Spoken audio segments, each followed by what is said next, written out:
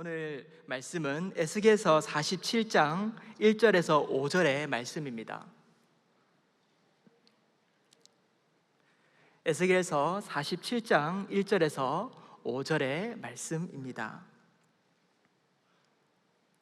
제가 한 절, 또 여러분들이 한 절, 그리고 마지막 5절은 다 함께 읽도록 하겠습니다. 그가 나를 데리고 성전 문에 이르니 성전의 앞면이 동쪽을 향하였는데 그 문지방 밑에서 물이 나와 동쪽에서 흐르다가 성전 오른쪽 제단 남쪽으로 흘러내리더다.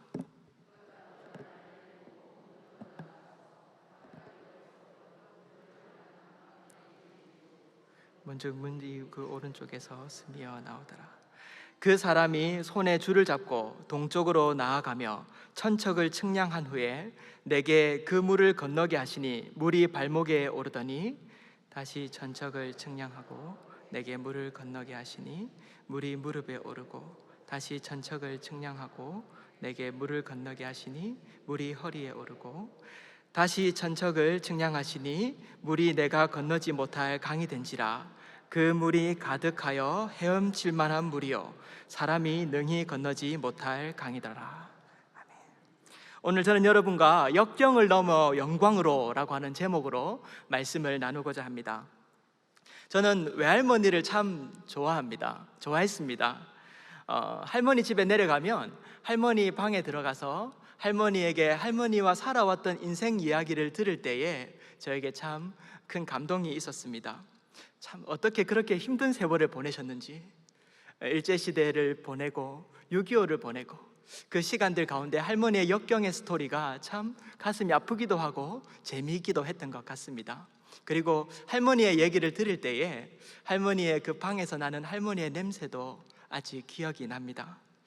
할머니께서 돌아가셨는데 얼마 전에 할머니가 문득 생각이 나서 할머니께서 좋아하시던 그 이미자 씨의 노래를 들었습니다. 이미자 씨의 아씨라고 하는 노래를 들었는데요, 요즘에 가요 프로그램이 많지 않습니까? 그래서 그 가요 프로그램을 들으면서 또 가요를 들으면서 이렇게 사람들이 자신의 슬픔을 노래하는구나 이렇게 느껴졌다면 이미자 씨의 그 구슬픈 목소리 때문이었는지 그 노래에는 민족의 또 시대의 아픔과 또 서러움, 한 같은 것이 담겨 있다고 느껴졌습니다. 우리 민족은 참 역경이 많은 민족이었습니다. 일제 강점기를 겪었고요, 해방의 기쁨이 이제 있다 했는데 금방 또 동족 상잔의 전쟁을 겪었던 민족입니다. 피난 행렬이 줄을 이었고 이산 가족의 아픔은 아직도 여전히 있으며 우리는 총뿌리를 겨누고 있습니다. 참 마음이 아픈 현대사를 우리 민족은 참 보냈지요. 본문의 이스라엘 민족도 우리 민족처럼 참 역경이 많았던 민족이었습니다. 구약 성경을 살펴보면 그들이 겪었던 고난의 이유는 하나님과의 언약을 지키지 못했기 때문이었습니다. 특별히 오늘 본문의 배경이 되는 시기는 이스라엘 민족에게 있어서는 가장 힘든 시기 중에 하나였습니다. 바벨론에 의해서 그들의 민족은 수탈을 당하고 죽임을 당하였습니다. 그들 중 일부는 바벨론으로 포로로 끌려가고 그들이 정말로 중심에 두었던 성전은 다 부서져 버리고 그들이 살던 마을과 그들의 성도 다 회파되어져 버렸습니다.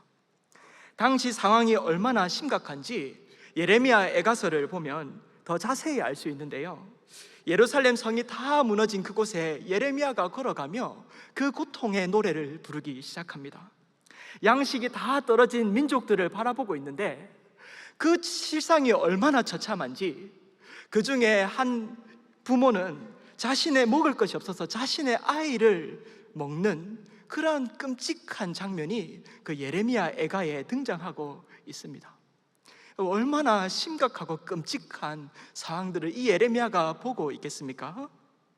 하지만 이스라엘 민족이 겪었던 이 끔찍한 일들보다 더 위기가 있었는데요, 그것은 이스라엘 민족이 하나님과 맺은 언약을 깨뜨려 버렸다라고 하는 이 중대한 사실 앞에 있었던 것입니다. 예레미야 11장 10절은 예레미야서를 통해서 이렇게 말하고 있습니다. 우리 한 목소리로 한번 읽어보겠습니다. 시작. 그들이 내 말을 듣기를 거절한 자기들의 선조들의 제약으로 돌아가서 다른 신들을 따라 섬겼은즉 이스라엘 집과 유다 집이 내가 그들의 조상들과 맺은 언약을 깨뜨렸더라. 그 언약은 모세와 맺었던 언약이었습니다. 그 언약을 돌판에 새겨 이스라엘 민족은 이스라엘 가장 중심에 두고 그 언약을 지키게 하나님께서 그렇게 허락하셨던 것이었습니다. 이 언약의 내용의 핵심은 이것입니다. 내가 하나님이 너희 민족의 하나님이 되겠다. 내가 너희들의 하나님이 되겠다. 그리고 너희들은 내 백성이다. 세상에 많은 민족들이 있지만 내가 너희 민족 이스라엘 민족은 내 백성이다 라고 하는 하나님과의 언약이었던 것입니다. 하지만 이스라엘 민족은 하나님을 버림으로 이 언약이 깨뜨려지고 말았습니다. 돈을 잃었다면 차라리 낫겠지요. 차라리 명예를 잃고 건강을 잃고 또는 나라를 잃었다면 차라리 나을 것 같습니다. 하지만 그들이 하나님을 버림으로 하나님과의 언약이 깨어지고 하나님을 만날 수 없게 되었다라고 하는 이 이스라엘 민족의 가장 큰 역경 가운데 이스라엘 민족은 처해져 버렸던 것입니다. 그들은 더 이상 제사로 주님을 만날 수가 없었습니다. 그들은 이스라엘 민족들의 모든 성과 성전들이 다 깨어져 버렸기 때문에 그들은 이제 포로 생활을 할 수밖에 없었습니다. 그들은 하나님을 만날 수 있는 길이 없는 절대절명의 순간 가운데 하나님께서 이 이스라엘 민족들이 하나님을 버려서 언약에 깨어져 버렸는데 하나님이 새 언약을 허락하시기 시작하십니다. 오늘 예레미야서의 말씀을 보면 예레미야 31장 33절의 말씀에 이렇게 예레미야를 통해 말씀하십니다. 내가 나의 법을 그들 속에 두며 그들의 마음에 기록하며 나는 그들의 하나님이 되고 그들은 내 백성이 될 것이다 라고 하나님께서 이 언약을 하나님께 새롭게 주시는 장면이 바로 이 예레미야서의 말씀입니다. 이제 그들은 돌판이 아닌 하나님께서 그들의 마음속에 하나님의 언약을 새기겠다.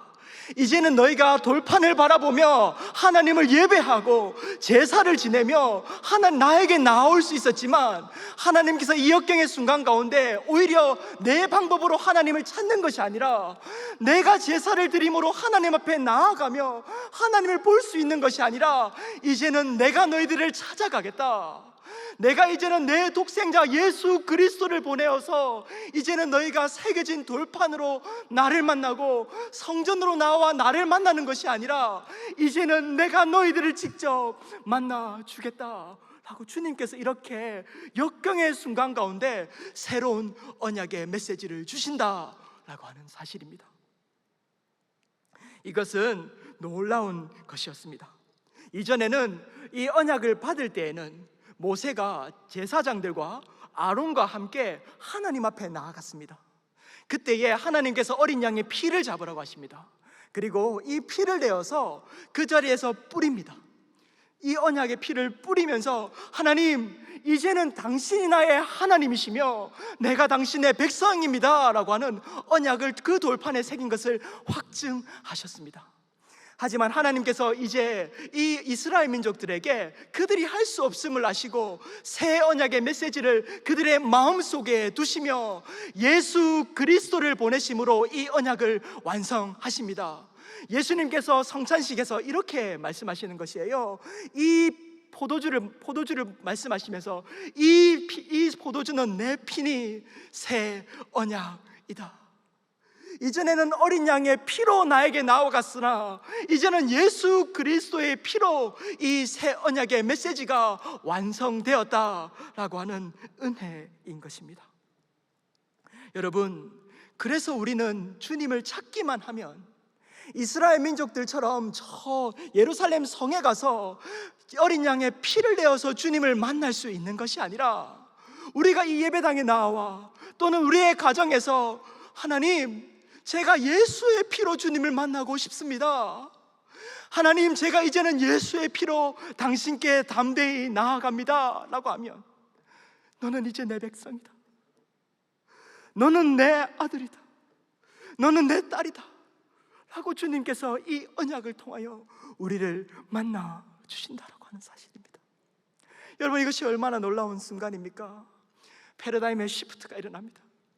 이스라엘 민족의 가장 어려웠던 순간, 그들이 이제는 하나님을 잃었다라고 생각하는 그 언약에 깨진 그 순간에 하나님은 새 언약의 메시지로 당신이 오시겠다고 하는 놀라운 약속을 우리에게 주신다라고 하는 사실입니다.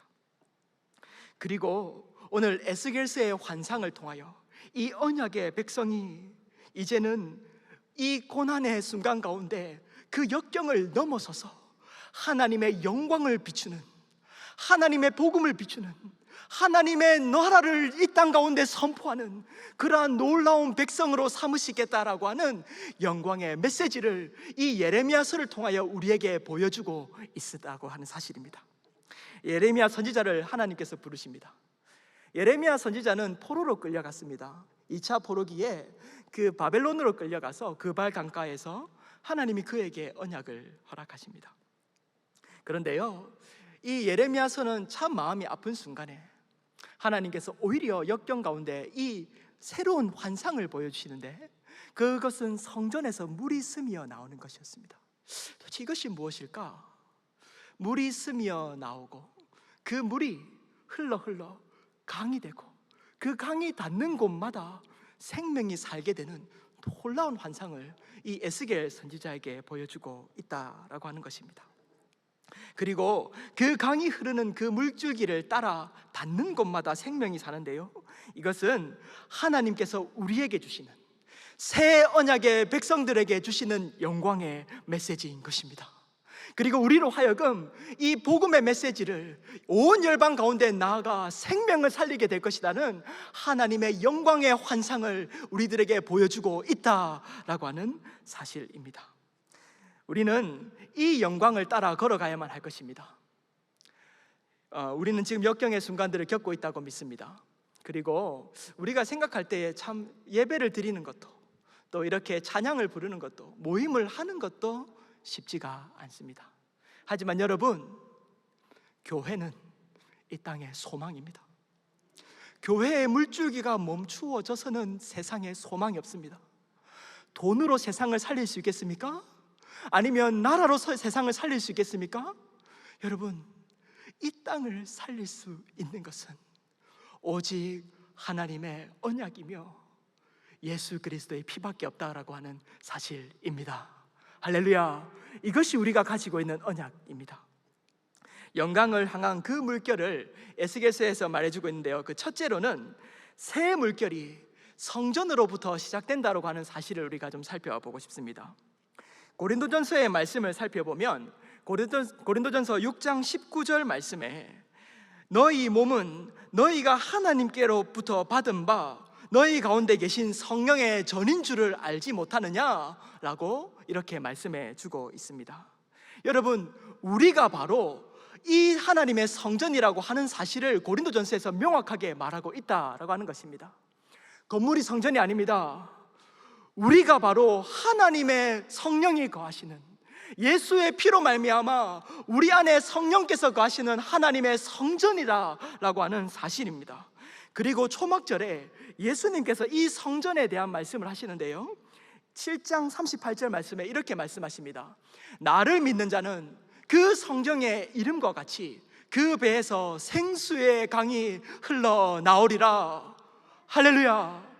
믿는 우리 성전으로부터 성령의 역사가 일어난다라고 하는 약속인 것입니다. 예수님께서 우리에게 예수의 말씀을 두시고 우리로 말미암아 성령께서 역사하셔서 우리의 배로부터 생명을 살리는 성령의 행전이 시작된다라고 예수님께서 우리에게 약속하시고 있다라고 하는 사실입니다. 에스겔서의 이 성전의 말씀이 예수 그리스도의 말씀으로 언약이 성취되어지며 사도행전의 역사가 바로 우리로부터 시작된다라고 하는 이 놀라운 사실이 시작되었다.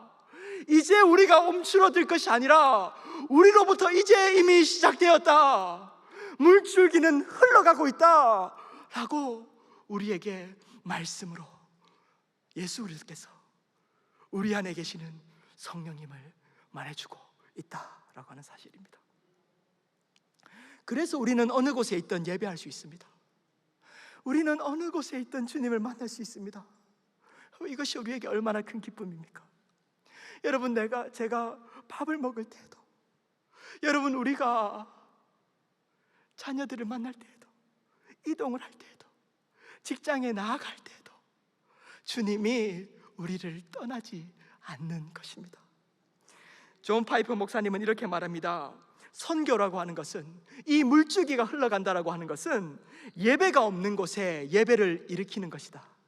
여러분, 우리는 예배를 하고 있지만 온 땅이 예배를 하고 있지 않습니다. 천하 만물이 하나님으로부터 지은 바 되었으나 그들이 지은 생명을 주신 생명의 근원이 누구인지, 그들이 어디서 와서 어디로 가는지 알지 못한 채 살아가고 있다는 것입니다. 예배가 없는 그들의 마음에 그들이 예배할 수 있도록 하는 것, 우리만 하나님을 예배하는 것이 아니라 그들의 마음 가운데 하나님이 살아계셔서 역사하시며 그들의 예배를 받으시기 원하신다라고 하는 것입니다. 이것이 흘러가는 물줄기의 방향인 것입니다. 우리에게는 이미 그러한 믿음과 소망으로 하나님께서 역사하신 줄 믿습니다. 1960년대에 한국에 들어온 선교사님의 간증을 들은 적이 있습니다. 그분은 한국에 배를 타고 들어왔다고 합니다. 여러분, 지금은 선교 나가면 비행기 타고 나가잖아요. 그런데 그때 60년대에는 배 타고 들어왔다고 합니다. 그래서 배 타고 들어온 스토리를 얘기하시는데요, 배 타고 들어가기 전에 또 뭐 돈이 없으니까 뭐 이것저것 돈도 준비를 하고 짐도 싸고, 그래서 배를 이렇게 타고 나아갈 때 교회에서 눈물바다였다고 합니다. 왜냐하면 60년대에 한국 땅에 간다는 것은 정말로 한국 땅에 뼈를 묻겠다고 하는 각오였기 때문이었습니다.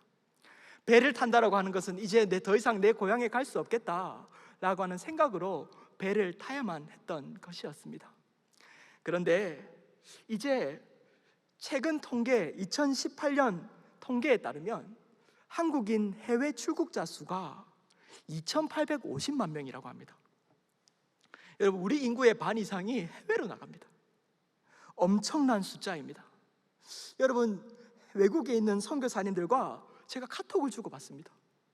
여러분, 인터넷 뱅킹으로 제가 후원하고 싶을 때 바로바로 헌금을 할 수가 있습니다.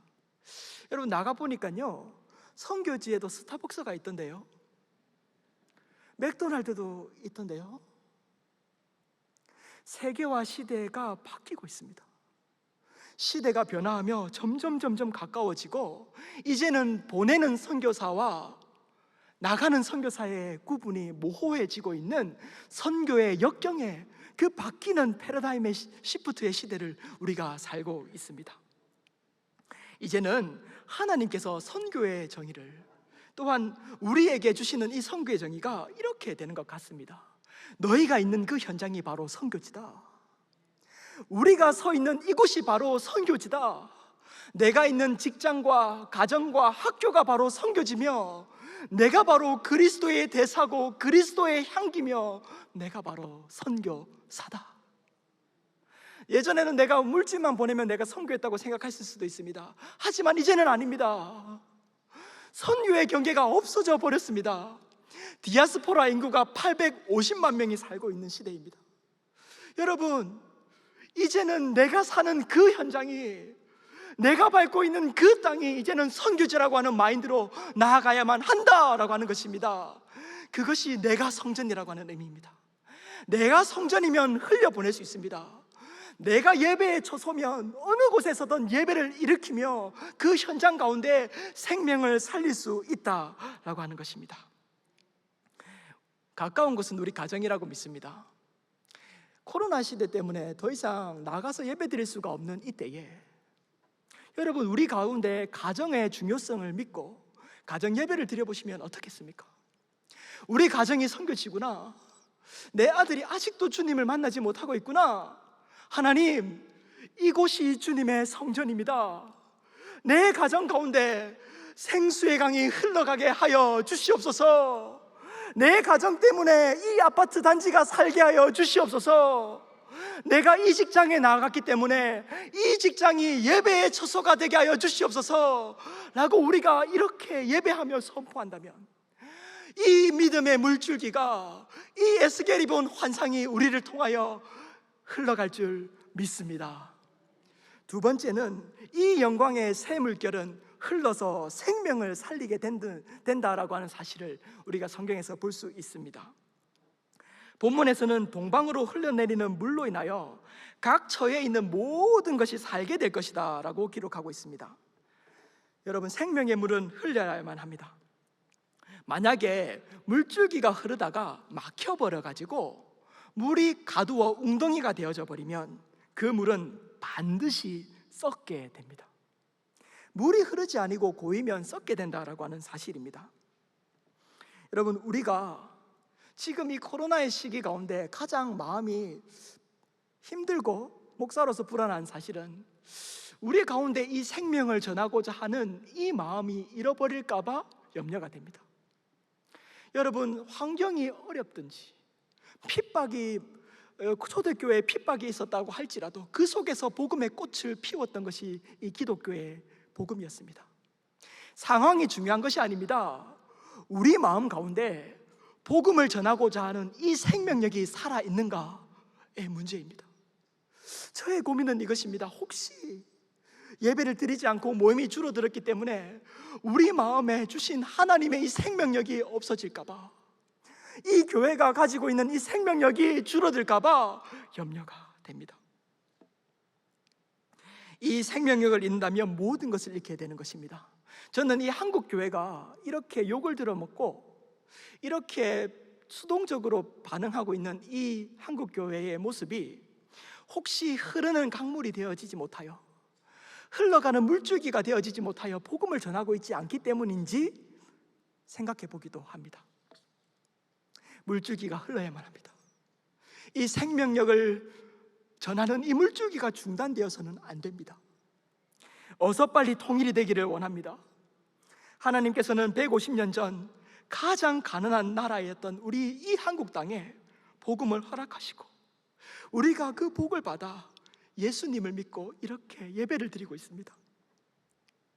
북한과 함께 복을 받았지만, 여러분, 아이러니하게도 평양 땅이 예루살렘이라고 불렸던 이 북한 땅은 자유가 가장 없고 기독교 핍박이 전 세계에서 가장 심한 나라가 되었고, 한 복음을 받았으나 대한민국 땅은 전 세계에서 가장 기독교가 성장한 곳이며 자유가 있는 땅이 되었습니다.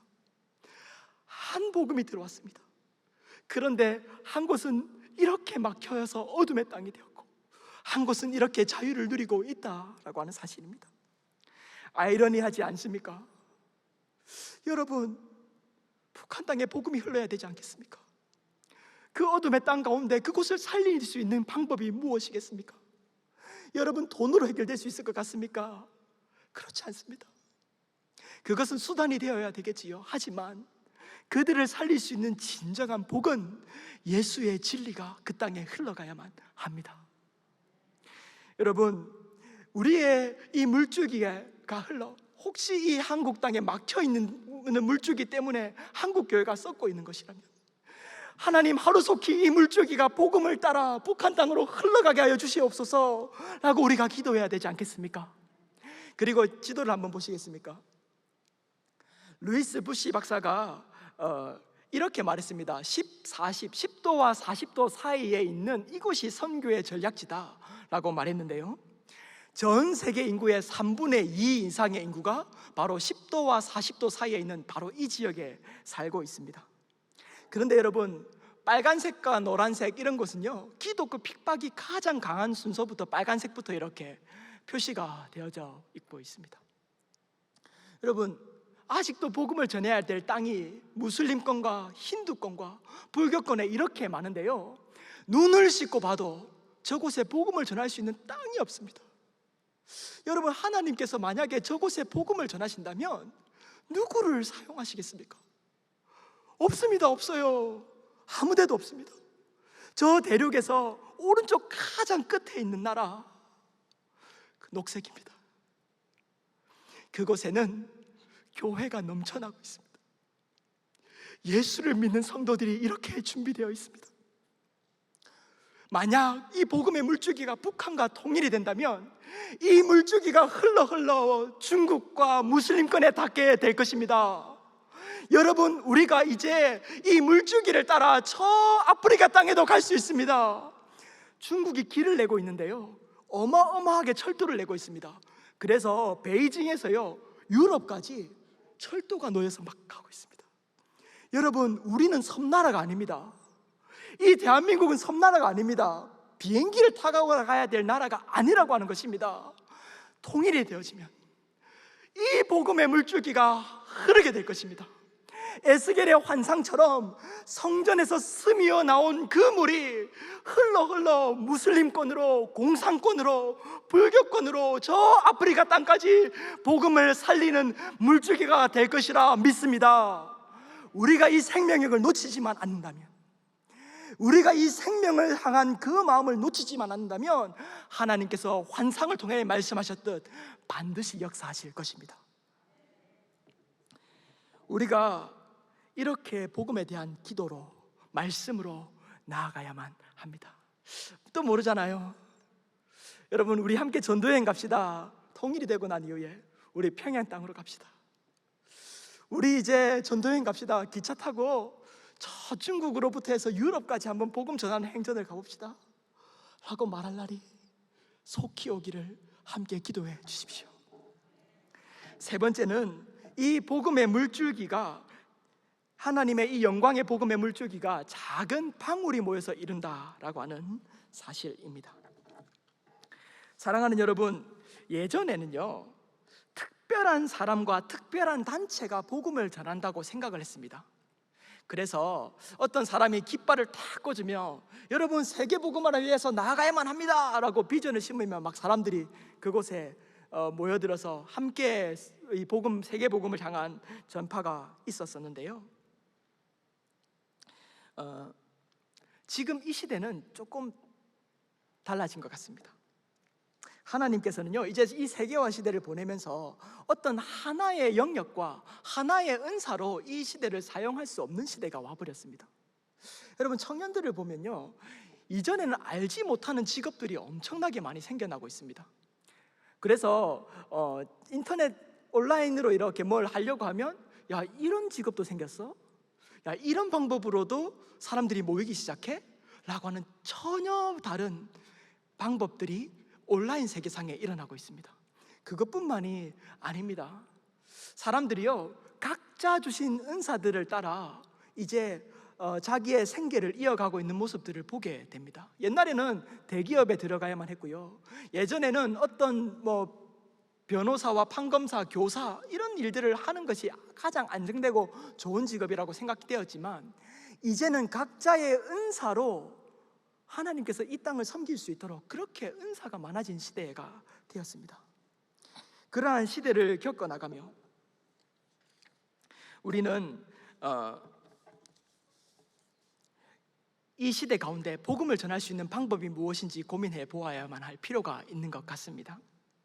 오늘 본문의 말씀을 살펴보면 성전에 스미듯이 모였던 물로 인해서 강을 이룬다라고 에스겔서의 말씀 가운데 나와 있습니다. 이 스미듯이 모인다라고 하는 이 단어는 히브리 말로 파카라고 하는데요, 물이 톡톡톡 떨어진다는 것입니다. 그러니까 이 본문을 살펴보면서 제가 이미지로 그려보니까 이 바위에 이렇게 물이 새벽 이슬처럼 모여가지고 이렇게 고였다가 한 곳으로 모여서 톡톡톡 떨어지는 이러한 물줄기를 말합니다. 강을 이루고 나중에는 바다로 나아가는 이 큰 강물이 되는 이 물줄기가 아주 작은 방울처럼 톡톡 떨어지는 방울들이 모여서 강을 이룬다라고 하는 사실을 볼 수 있습니다. 우리가 가지고 있는 은사는 다 다릅니다. 그리고 우리가 이제 노년의 시기에 젊었을 때에 우리가 했던 이 모든 경험들이 이제는 우리에게 다음 세대에게 전수할 수 있는 좋은 은사들이 되었습니다. 오히려 경험이 있기 때문에 젊은 세대들이 시도해 보지 못하는 새로운 것들을 시도해 볼 수 있는 시기가 바로 왔다라고 하는 것입니다. 성경은 이렇게 말합니다. 그 작은 자가 모여 천을 이루겠고 그 약한 자가 강국을 이룰 것이라.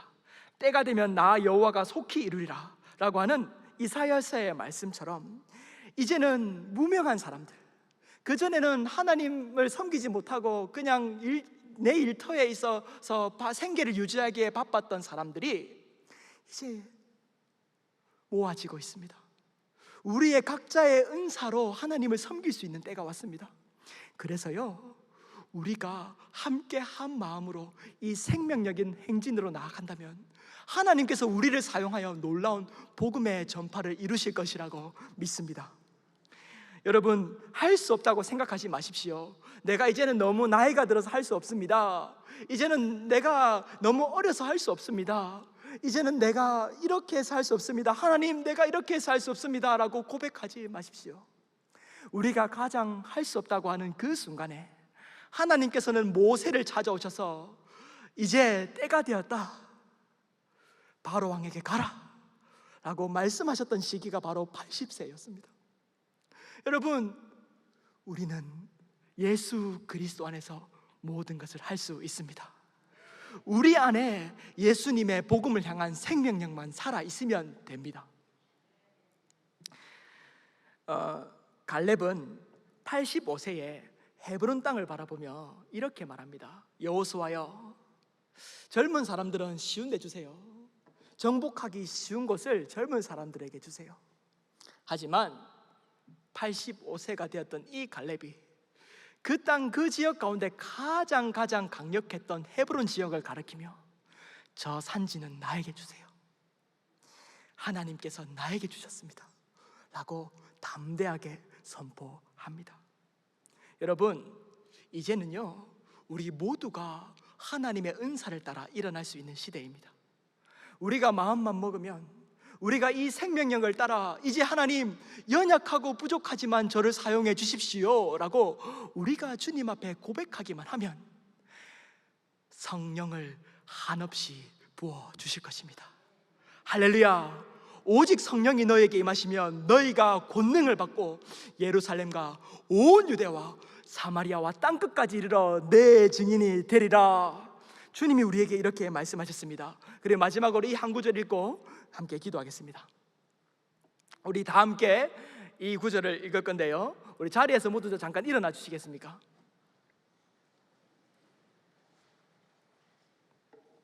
우리 이렇게 이 구절을 한 목소리를 읽고 함께 일어선 채로 찬양을 좀 하면 좋겠습니다. 우리 함께 한 목소리 읽겠습니다. 시작. 또 이르시되 너희는 온 천하에 다니며 만민에게 복음을 전파하라. 할렐루야. 하나님 감사합니다. 오늘 우리 삶 가운데 이 복음의 물줄기, 생명의 물줄기를 다시 한 번 더 생각나게 하시니 아버지의 은혜에 감사를 드립니다. 하나님, 이스라엘의 역경의 순간 가운데 오히려 새 언약을 주시며 하나님, 그 새 언약을 통하여 복음을 전하고자 하는 이 놀라운 환상을 주셨던 주님, 이제 우리 안에 예수 그리스도가 있고 이제 우리 마음에 성령이 거하시니 하나님, 주님의 말씀을 따라 이 생명의 복음을 전하게 하여 주시옵소서. 예수님 이름으로 기도합니다. 아멘. 우리 주님께 영광의 박수를 올려드리도록 하겠습니다.